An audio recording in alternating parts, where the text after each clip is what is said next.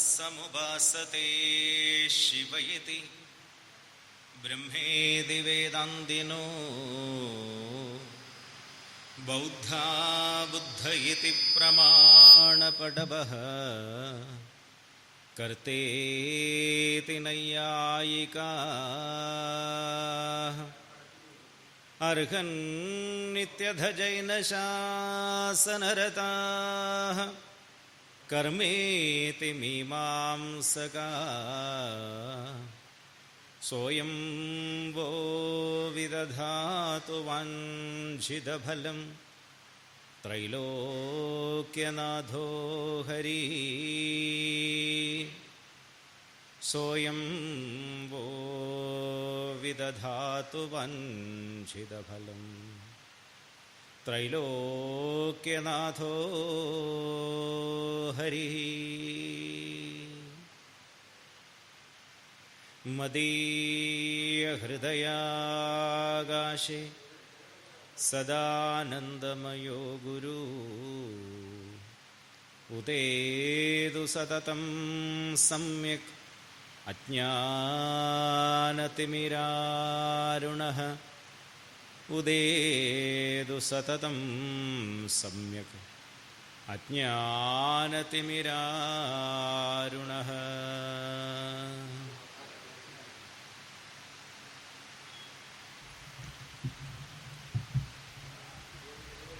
ഹരി ഓം. പരമപാവനമായ ഈ ഋഷിസംഗമം മഹാത്മാവായിരുന്ന ഋഷി തുല്യമായിരുന്ന സാധു ഗോപാലസ്വാമിയുടെ പേരിലുള്ള സാധു ഗോപാലസ്വാമി ട്രസ്റ്റും ഭഗവത് പാദ ഭക്തമണ്ഡലി അതിലെ മഹാത്മാക്കളും ചേർന്ന് അവതരിപ്പിക്കുന്നതായ ഈ ഋഷിസംഗമം പല പ്രാവശ്യം ഇവിടെ നടക്കുകയുണ്ടായി. ഈ വർഷവും പതിവ് പോലെ വേദാന്ത ശാസ്ത്രങ്ങളെ സാമാന്യമായി ഗ്രഹിക്കുന്നതിന് വേണ്ടി വേദാന്ത വിചാരത്തെ ഇവിടെ അവതരിപ്പിക്കുന്നു. അതിൽ എത്തിച്ചേർന്ന എല്ലാ ആത്മസ്വരൂപികൾക്കും സാദര നമസ്കാരം. കഠോപനിഷത്താണ്, കഠോപനിഷത്തിൻ്റെ പ്രഥമ വല്ലിയാണ് ഇവിടെ ആദ്യമായിട്ട് ആരംഭിക്കുന്നത്. വളരെ മനോഹരമായ, അതേസമയം ആത്മവിദ്യയെക്കുറിച്ച് പ്രതിപാദിക്കുന്ന ഉപനിഷത്താണ് കഠോപനിഷത്ത് എന്നുള്ളത് നമുക്കറിയാം.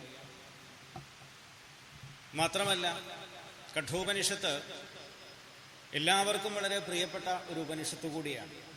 വിവേകാനന്ദ സ്വാമികളൊക്കെ വളരെയധികം പ്രകീർത്തിച്ച, അല്ലെങ്കിൽ എല്ലായിടത്തും പറയുന്ന ഒരു ഉപനിഷത്ത് കൂടിയാണ് കഠോപനിഷത്ത്. പൊതുവെ പാഠക്രമത്തിൽ നിന്നും വ്യത്യസ്തമായി അർത്ഥക്രമത്തെ അവലംബിക്കുന്ന സമയത്ത് കഠോപനിഷത്ത് പലപ്പോഴും ആദ്യമായിട്ട് പഠിപ്പിക്കാറുണ്ട്. ഈശകേന കഠപ്രശ്നം എന്നുള്ള പാഠക്രമം മുക്തികോപനിഷത്തിലെ പാഠക്രമത്തെ എടുക്കുകയാണെങ്കിലും പാഠക്രമാത് അർത്ഥക്രമോ ബലീയഃ എന്നുള്ളതായ സിദ്ധാന്തപ്രകാരം അർത്ഥ രീതിയെ വെച്ച് നോക്കുന്ന സമയത്ത് കഠോപനിഷത്ത് ആദ്യം പഠിപ്പിക്കുന്ന ഒരു സമ്പ്രദായം പലപ്പോഴും ഉണ്ടാകാറുണ്ട്.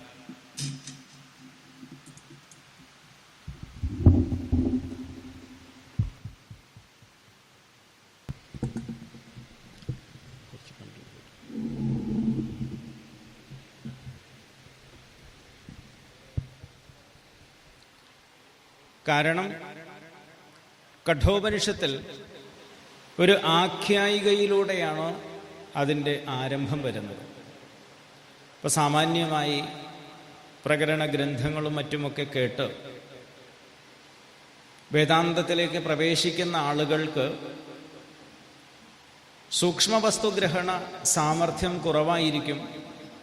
അതുകൊണ്ട് ആഖ്യായിക തലത്തിലൂടെ അവതരിപ്പിച്ച് ശാസ്ത്ര സിദ്ധാന്തത്തെ പറയുന്ന സമയത്ത് അത് ഗ്രഹിക്കാൻ എളുപ്പമായിരിക്കും എന്നുള്ളതുകൊണ്ട് കഠോപനിഷത്തിൻ്റെ ഒരു ആഖ്യായിക ശൈലി അങ്ങനെ സ്വീകരിച്ചതുകൊണ്ടാണ് മിക്കവാറും കഠോപനിഷത്ത് ആദ്യം തന്നെ പ്രതിപാദിക്കുന്നതായ ഒരു സമ്പ്രദായമുള്ളത്.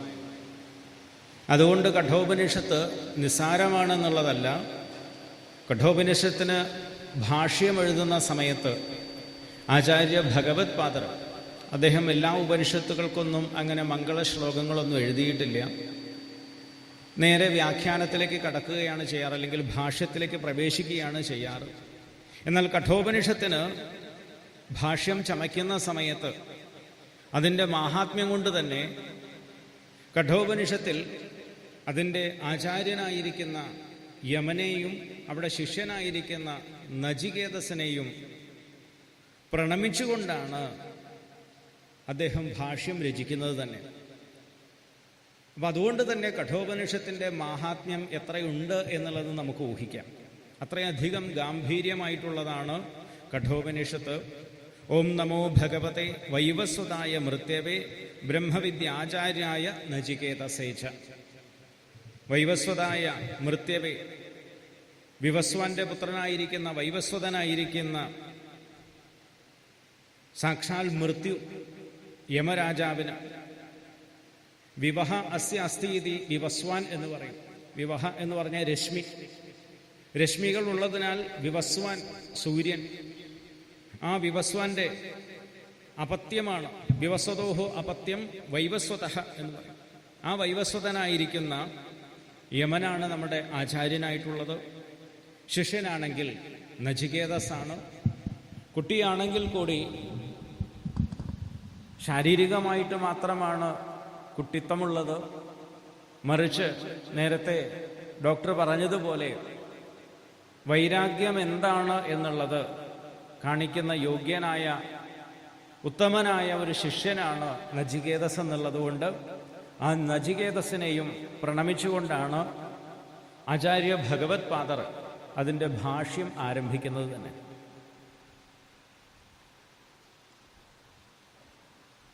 കൃഷ്ണ യജുർവേദത്തിലാണ് നമ്മുടെ കഠോപനിഷത്ത് വരുന്നത്. യജുർവേദത്തിന് ശുക്ലയജുർവേദം, കൃഷ്ണയജുർവേദം എന്നിങ്ങനെ രണ്ട് ശാഖകൾ, രണ്ട് ഭാഗങ്ങളായി തിരിച്ചിട്ടുണ്ട്. അതിൽ ശുക്ലയജുർവേദത്തിലാണ് ഈശാവാസ്യമെല്ലാം വരുന്നത്, ബൃഹദാരണ്യകം ഒക്കെ വരുന്നത് അതിലാണെങ്കിൽ, കൃഷ്ണ ഉപനിഷത്തിലാണ് യജുർവേദത്തിൻ്റെ ശാഖ കൃഷ്ണ യജുർവേദീയ ശാഖയിലാണ്, അത് കഠശാഖയിലാണ് കഠോപനിഷത്ത് അല്ലെങ്കിൽ കാഠകോപനിഷത്ത് എന്നും പറയുന്നതായ ഈ ഉപനിഷത്ത് വരുന്നത്. കഠശബ്ദം തന്നെ കഠ ഋഷി അവതരിപ്പിക്കുന്ന അല്ലെങ്കിൽ അദ്ദേഹവുമായി ബന്ധപ്പെട്ട് പറയാറുണ്ട്. ഒപ്പം കഠശോകെ എന്നുള്ള ധാതുവിൽ നിന്നാണ് കഠശബ്ദം നിഷ്പന്നമായത് എന്ന് പറയും, അല്ലെങ്കിൽ കാഠക ശബ്ദം. കാരണം ഒരു ശോകത്തിലൂടെയാണ് ഈ കഥ ആരംഭിക്കുന്നത് നമുക്കറിയാം. നചികേതസ് അദ്ദേഹത്തിൻ്റെ മനസ്സിൽ ഒരു വിഷമമുണ്ടാകുന്നു. അതുപോലെ തന്നെ അദ്ദേഹത്തിൻ്റെ അച്ഛൻ്റെ മനസ്സിലും പിന്നീട് വിഷമമുണ്ടാകുന്നു. അങ്ങനെ ഒരു വിഷമത്തോടുകൂടി ആരംഭിക്കുന്നു.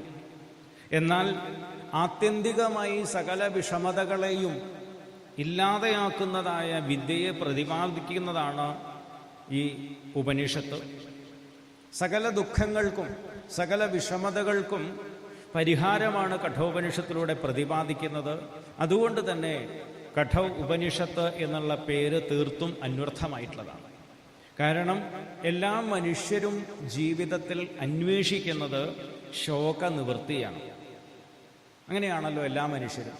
കാരണം എന്തെല്ലാം ഉണ്ടായിക്കഴിഞ്ഞാലും, ഏതെല്ലാം വസ്തുക്കൾ നേടിക്കഴിഞ്ഞാലും മനുഷ്യന് പൂർണ്ണ തൃപ്തി ലഭ്യമാകുന്നില്ല. ആത്യന്തികമായുള്ള ഒരു തൃപ്തി എന്നുള്ളത് മനുഷ്യന് ഭൗതിക വസ്തുക്കളെ കൊണ്ട് ഒരിക്കലും നേടാൻ സാധിക്കുന്നില്ല. അതുകൊണ്ട് തന്നെ ഏതെല്ലാം വസ്തുക്കൾ ഉണ്ടെങ്കിലും ഒരു അപൂർണതാബോധം മനുഷ്യനെ വേട്ടയാടിക്കൊണ്ടിരിക്കും. ആധ്യാത്മികമായും അതിഭൗതികവുമായ ദുഃഖങ്ങൾ വേറെയുണ്ട്. ഇതിനെല്ലാം പരിഹാരമായിട്ട് പറയുന്നത് ഛാന്തോക്യത്തിൽ നാം വളരെയധികം കേട്ടിട്ടുള്ളതാണ്. തരതി ശോകം ആത്മവിത്ത്. ആത്മജ്ഞാനം കൊണ്ട് മാത്രമേ ഈ ശോകത്തിന്, ദുഃഖത്തിന് ആത്യന്തികമായ അറുതി വരുത്താൻ സാധിക്കും. ആ ആത്മജ്ഞാനം കൊണ്ട് എങ്ങനെയാണ്, ജ്ഞാനം കൊണ്ട് എങ്ങനെയാണ് ആത്യന്തികമായ ദുഃഖ നിവൃത്തി നേടാൻ സാധിക്കുക എന്നാണെങ്കിൽ, ജ്ഞാനം കൊണ്ട് അജ്ഞാനം ഇല്ലാതെയായിത്തീരും എന്നുള്ളത് ഇനി മുന്നോട്ട് പോകുമ്പോൾ നമുക്ക് കാണാൻ സാധിക്കും. അജ്ഞാനം എന്നുള്ളത് ജ്ഞാനം അജ്ഞാനം എന്നുള്ളതല്ല, മറിച്ച് അന്യഥാജ്ഞാനത്തെയാണ് ഇവിടെ അജ്ഞാനമായി പ്രതിപാദിക്കുന്നത്. അജ്ഞാനം എന്നുള്ളത് അവിവേകമാണ്, അറിവില്ലായ്മയാണ്. ഈ അറിവില്ലായ്മയിലൂടെ താൻ ഈ ശരീരമാണ്, ശരീരത്തിനോട് ബന്ധപ്പെട്ടതെല്ലാം തൻ്റേതാണ് എന്ന ആ ഭ്രമധാരണ, മിഥ്യാധാരണയാണ്. അതിനെയാണ് ഇനിയിപ്പോൾ നേരത്തെ പറഞ്ഞതുപോലെ ബ്രഹ്മസൂത്രത്തിലൂടെ, അധ്യാസഭാഷ്യത്തിലൂടെ അതസ്മിൻ തദ്ബുദ്ധി എന്ന് പറയുന്നതായ താനല്ലാത്തതായിട്ടുള്ള വസ്തുക്കളിൽ താൻ എന്നുള്ള തൻ്റെ തെറ്റായ ധാരണയെ നിവർത്തമാക്കുക മാത്രമാണ് അജ്ഞാനം ചെയ്യുന്നത്. ആ അജ്ഞാനം നീങ്ങുന്ന സമയത്ത് എപ്രകാരമാണോ കാർമേഘം നീങ്ങിക്കഴിഞ്ഞാൽ സൂര്യൻ അല്ലെങ്കിൽ ചന്ദ്രൻ പ്രകാശിക്കുന്നത്, അതുപോലെ അജ്ഞാനമായ ആവരണം നീങ്ങുന്ന സമയത്ത് തൻ്റെ സച്ചിദാനന്ദ സ്വരൂപമായിരിക്കുന്ന ആ ആത്മസ്വരൂപം പ്രകാശിക്കും. അല്ലെങ്കിൽ ആ ആത്മസ്വരൂപം തന്നെയാണ് താൻ എന്നുള്ള പൂർണ്ണമായ ബോധം നമുക്ക് ലഭ്യമാകും. ആ ലഭ്യമാകുന്നതോടു കൂടിയിട്ടോ താൻ അന്വേഷിച്ചുകൊണ്ടിരുന്നതായ ആനന്ദം എന്നുള്ളത് തൻ്റെ സ്വരൂപം തന്നെയാണ്. അത് മറവില്ലാത്തതാണ്, നശിക്കാത്തതാണ്. കാരണം താൻ ആനന്ദ സ്വരൂപമാണ് എന്നുള്ള ബോധം നമുക്ക് ഉണ്ടാകും. ഇവിടെ അതുകൊണ്ട് തന്നെ കഠ ഉപനിഷത്താണ് ഇവിടെ പ്രതിപാദിക്കുന്നത്. ഉപനിഷത്തിൻ്റെ വ്യാഖ്യാനം തന്നെ, അല്ലെങ്കിൽ ഉപനിഷത്ത് ശബ്ദത്തെ തന്നെ ഇവിടെ ഭാഷ്യകാരൻ അതിൽ വളരെ വ്യക്തമായിട്ട് അവതരിപ്പിക്കുന്നുണ്ട്. സത് ധാതുവിൽ നിന്നാണ്, ഷതിൽ ധാതുവിൽ നിന്ന് നിഷ്പന്നമാകുന്ന ശബ്ദമാണ് ഉപനിഷത്ത്. ഉപ എന്നും നീ എന്നുമുള്ള രണ്ട് ഉപസർഗങ്ങളോട് കൂടി ചേർന്ന് സത് ധാതുവാണ് ഉപനിഷത്തായിട്ട് മാറുന്നത്. ഈ സത് ധാതുവിനാണെങ്കിൽ മൂന്നർത്ഥങ്ങളാണുള്ളത്. വിശരണഗതി അവസാദനാർത്ഥേഷു, വിശരണം, ഗതി, അവസാദനം, ഇങ്ങനെയുള്ള മൂന്ന് അർത്ഥങ്ങളോട് കൂടിയിട്ടാണ് ഈ ഉപനിഷത്ത് ശബ്ദം തന്നെ നിഷ്പന്നമാകുന്നത് എന്നുള്ളത്. വിശരണം എന്ന് പറഞ്ഞു കഴിഞ്ഞാൽ നാശം. ബ്രഹ്മവിദ്യയെ പ്രതിപാദിക്കുന്നു. ഉപനിഷത്ത് ശബ്ദത്തിന് ബ്രഹ്മവിദ്യ എന്ന് അർത്ഥം ഭാഷ്യകാരൻ തന്നെ പറയുന്നുണ്ട്. അപ്പൊ ആ ഉപനിഷത്തിലൂടെയുള്ള ബ്രഹ്മവിദ്യയെ ശ്രവിക്കുന്നതുകൊണ്ട്, അതിനെ ഗ്രഹിക്കുന്നതുകൊണ്ട് നമ്മുടെ അജ്ഞാനത്തിന് നാശമുണ്ടാകുന്നു. അതുകൊണ്ട് തന്നെ അജ്ഞാനനാശകമായതുകൊണ്ട് ഉപനിഷത്ത് ഗ്രന്ഥോപി ഉപനിഷത്ത് എന്നുള്ളതാണ്. ബ്രഹ്മവിദ്യയാണ് ഉപനിഷത്തെങ്കിൽ കൂടിയിട്ട് ആ ബ്രഹ്മവിദ്യയെ പ്രതിപാദിക്കുന്ന ശാസ്ത്രമായതുകൊണ്ട് ഉപനിഷത്ത് ശാസ്ത്രവും ബ്രഹ്മവിദ്യയാണ്. അല്ലെങ്കിൽ ബ്രഹ്മവിദ്യയെ പ്രതിപാദിക്കുന്നത് കൊണ്ട് ഗ്രന്ഥത്തെയും ഉപനിഷത്ത് എന്ന് പറയും. ഉപനിഷത്ത് ശബ്ദത്തിന് യഥാർത്ഥമായിട്ട് ബ്രഹ്മവിദ്യ എന്നാണ് അർത്ഥം. കാരണം ആ ബ്രഹ്മജ്ഞാനമാണ് അജ്ഞാനത്തെ നശിപ്പിക്കുന്നത്, മറിച്ച് ഗ്രന്ഥമല്ല, അല്ലേ? അല്ലെങ്കിൽ ഗ്രന്ഥം കയ്യിലുണ്ടായി കഴിഞ്ഞാൽ നമുക്ക് അജ്ഞാനം ഉണ്ടാവാൻ പാടില്ല. ഉപനിഷത്ത് വീട്ടിൽ കൊണ്ടുവച്ചിരുന്നു എന്നുണ്ടെങ്കിൽ നമുക്ക് അജ്ഞാനം ഉണ്ടാവാൻ പാടില്ല. അങ്ങനെ സംഭവിക്കാറില്ല, അല്ലേ? നമ്മുടെ കയ്യിലുണ്ട്, പല പ്രാവശ്യം വായിച്ചിട്ടുണ്ട്. എന്നാലും നമ്മൾ ഗാംഭീര്യന്മാരായിട്ട് അജ്ഞാനികളായിട്ട് നടക്കാറുണ്ട്. അപ്പം അതുകൊണ്ട് ബ്രഹ്മവിദ്യയെ പ്രതിപാദിക്കുന്ന ഗ്രന്ഥവും, കാരണം ഗ്രന്ഥത്തിലൂടെയാണ് നമുക്ക് ഈ തത്വത്തെ അറിയാൻ സാധിക്കുന്നത്. അതുകൊണ്ടാണ് ഗ്രന്ഥത്തിനും ഉപനിഷത്ത് എന്നുള്ള പ്രതിപാദക ഭാവമായിട്ടുള്ള, പ്രതിപാദ്യ വിഷയമാകുന്ന ബ്രഹ്മവിദ്യയെ പ്രതിപാദിക്കുന്നതായ ശാസ്ത്രമാണ് ഈ ഉപനിഷത്ത് എന്നുള്ളത് കൊണ്ട് പ്രതിപാദക ഭാവ സംബന്ധത്താൽ ഉപനിഷത്തിനും ബ്രഹ്മവിദ്യ എന്നുള്ള പേരുണ്ട്. അല്ലെങ്കിൽ ബ്രഹ്മവിദ്യയെ പ്രതിപാദിക്കുന്ന ഈ ഗ്രന്ഥത്തെയും ഉപനിഷത്ത് എന്ന് പറയുന്നു. അപ്പോൾ ഈ ഉപനിഷത്തിലൂടെ പ്രതിപാദിക്കുന്നതായ ആ ജ്ഞാനത്തെ നേടുന്നതോടു കൂടിയിട്ട് അജ്ഞാനത്തിന് നാശം സംഭവിക്കുന്നു. അജ്ഞാനത്തെ നശിപ്പിക്കുന്നതോടു കൂടിയിട്ട് നേരത്തെ പറഞ്ഞതുപോലെ നമ്മുടെ സ്വരൂപജ്ഞാനത്തെ നമുക്ക് ലഭ്യമാകുന്നു, പ്രാപ്തമാകുന്നു. അതുകൊണ്ടാണ് രണ്ടാമത്തതായിട്ടുള്ള അർത്ഥം ഗതി എന്നുള്ളത്. ഗത്യർത്ഥക് ധാതു, ഗതിയെ സൂചിപ്പിക്കുന്നതായ ധാതുക്കൾക്കൊക്കെ ഗതി, ജ്ഞാനം, പ്രാപ്തി, ഇങ്ങനെ 3 അർത്ഥങ്ങൾ പ്രതിപാദിക്കാറുണ്ട്.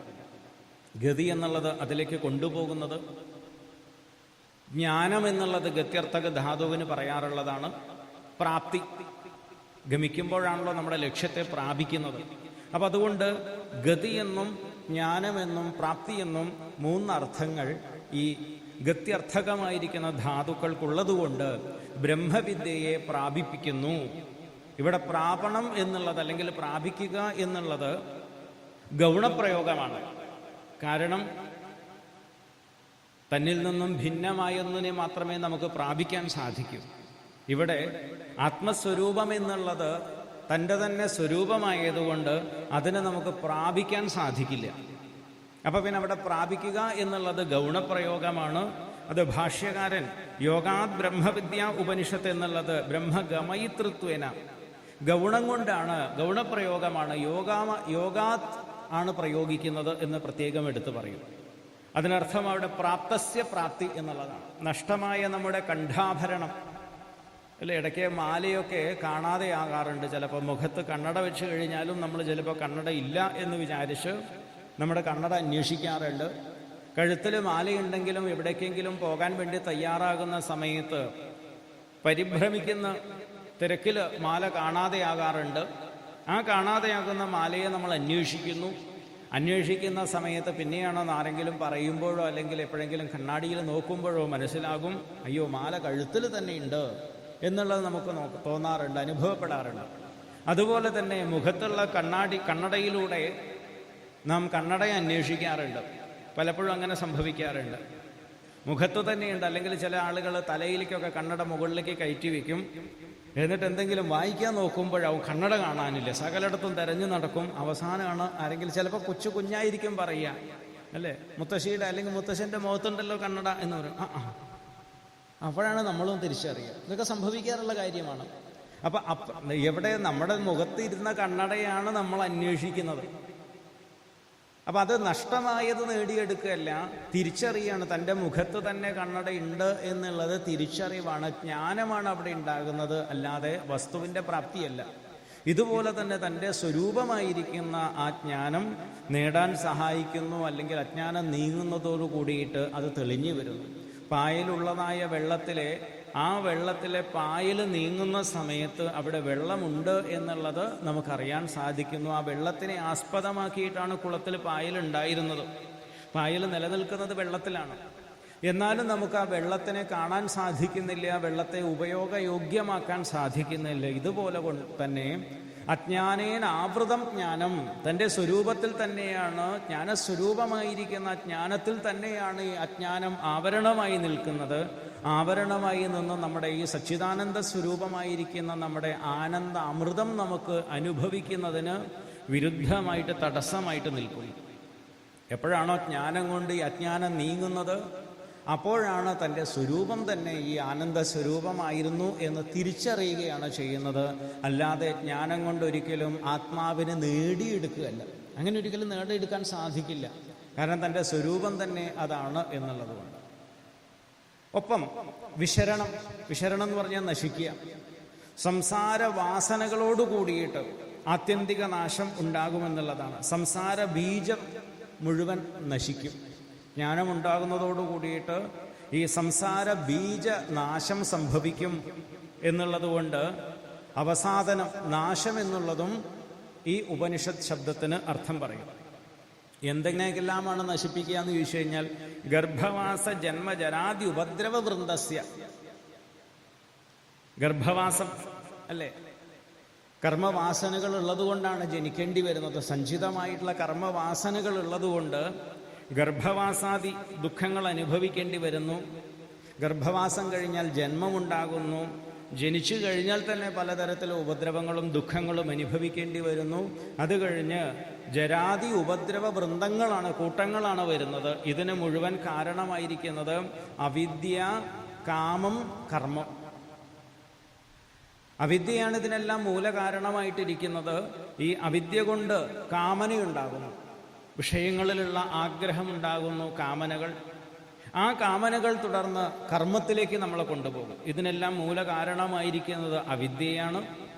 അവിദ്യയിൽ നിന്നും യഥാർത്ഥത്തിലുള്ളതിനെ തിരിച്ചറിയാൻ സാധിക്കാത്തതുകൊണ്ട് വിഷയങ്ങളിലുള്ള കാമനകൾ നമ്മുടെ ഉള്ളിൽ രൂപം കൊള്ളുന്നു. ഈ കാമനകൾ കർമ്മമായിട്ട് പരിണമിക്കുന്നു. കർമ്മം അനുഷ്ഠിക്കുന്നതോടുകൂടി കർമ്മഫലങ്ങൾ നമുക്കുണ്ടാകുന്നു. പുണ്യമാകാം, പാപമാകാം. 2 തരത്തിലുള്ള കർമ്മങ്ങളാണ് ചെയ്യുന്നത്, സത്കർമ്മങ്ങൾ അല്ലെങ്കിൽ ദുഷ്കർമ്മങ്ങൾ. ഈ കർമ്മങ്ങൾക്കനുസൃതമായിട്ട് പുണ്യം അല്ലെങ്കിൽ പാപം എന്നുള്ള 2 തരത്തിലുള്ള ഫലങ്ങൾ നമുക്ക് അനുഭവിക്കേണ്ടി വരുന്നു. ആ ഫലങ്ങളുടെ കർമ്മഫലങ്ങൾ അനുഭവിക്കുന്നതിന് വേണ്ടിയിട്ട് ഏതെങ്കിലും തരത്തിൽ നമ്മൾ ജനിക്കേണ്ടതായിട്ട് വരുന്നു.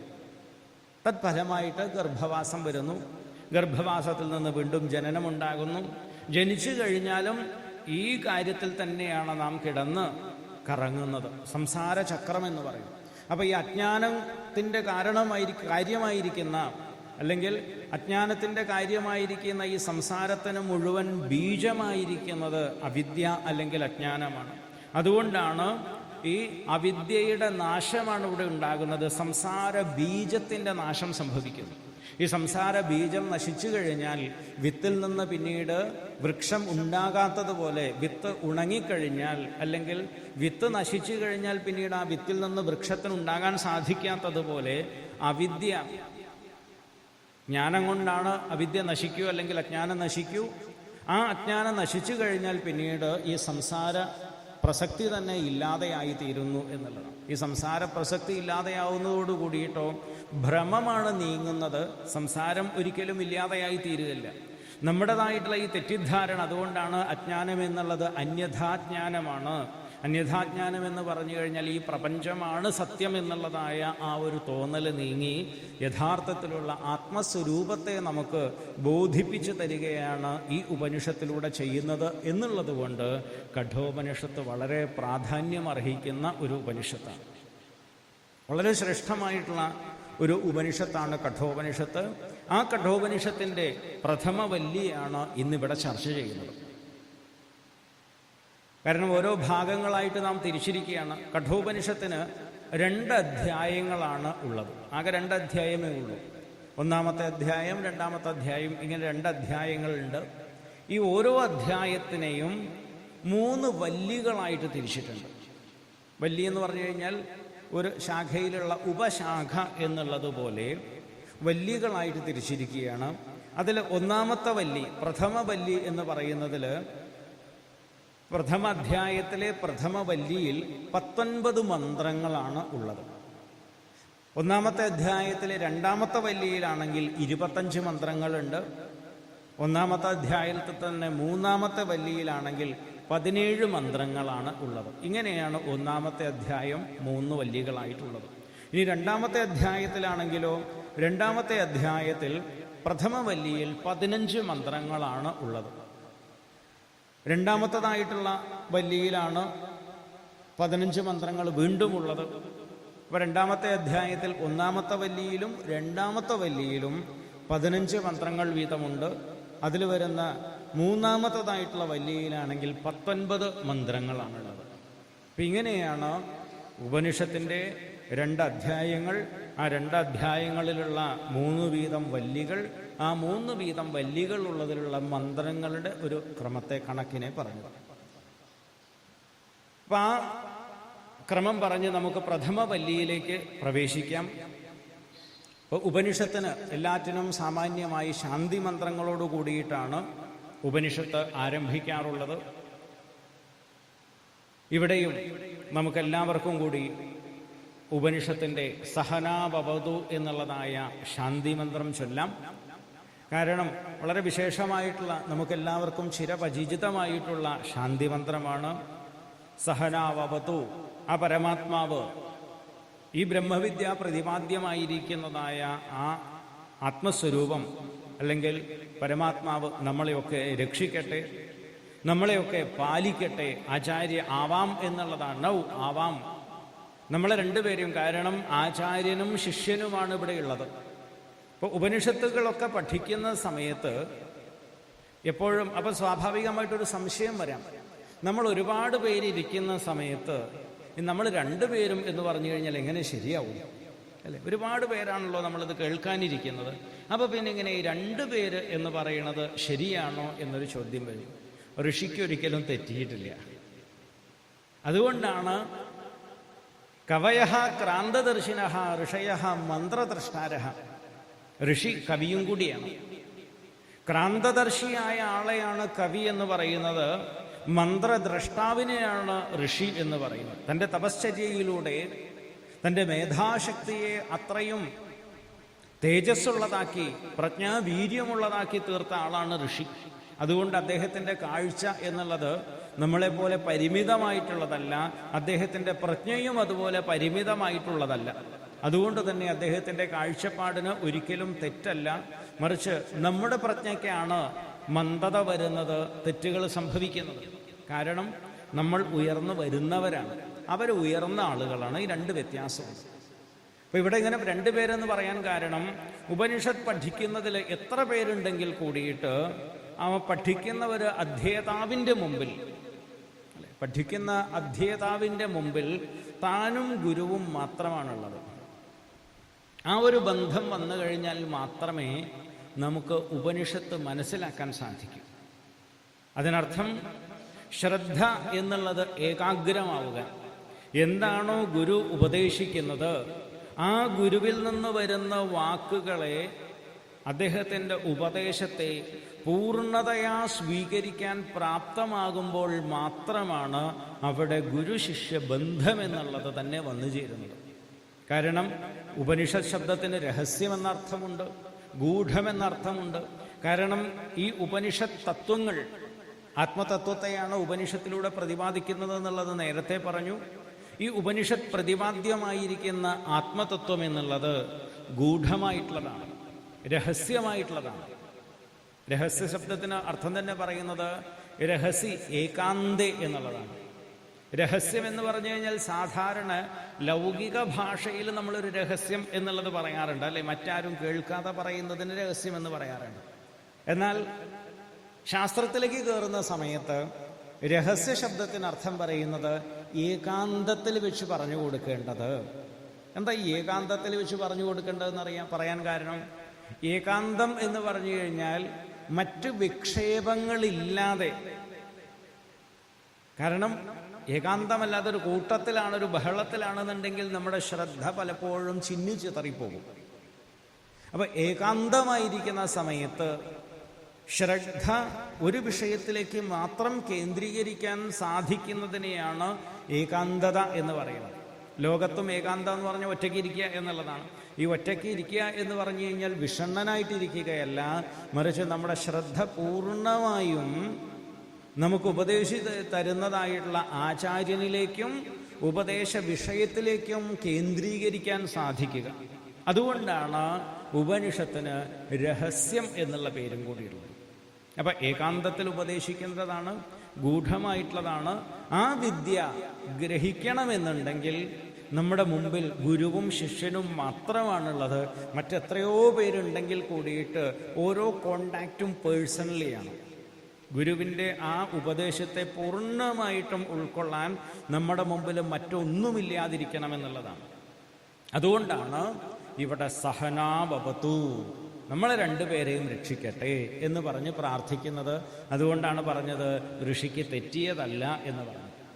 ഓം സഹനാവവതു സഹനൗ ഭുനക്തു സഹ വീര്യം കരവാവഹൈ തേജസ്വിനാവധീതമസ്തു മാ വിദ്വിഷാവഹൈ.